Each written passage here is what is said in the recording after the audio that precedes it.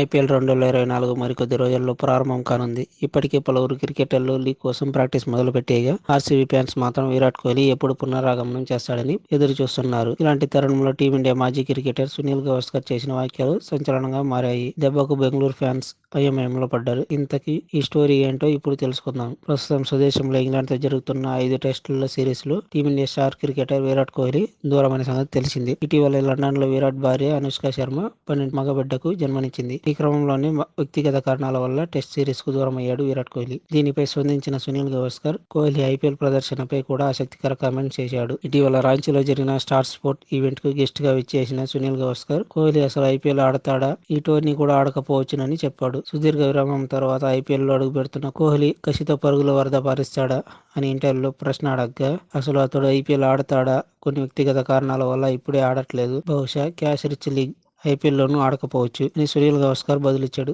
ఈ వ్యాఖ్యలకు ప్రస్తుతం రాయల్ ఛాలెంజర్స్ బెంగళూరు ఫ్యాన్స్ అయోమయంలో పడ్డారు. అయితే అదేం లేదని ఐపీఎల్ 2024 సీజన్ ఆర్సీబీ తొలి మ్యాచ్ కు విరాట్ కోహ్లీ బరిలో దిగుతాడని ఆ జట్టు డైరెక్టర్ ఫ్యాన్స్ గట్టి ధీమాతో ఉన్నాడు.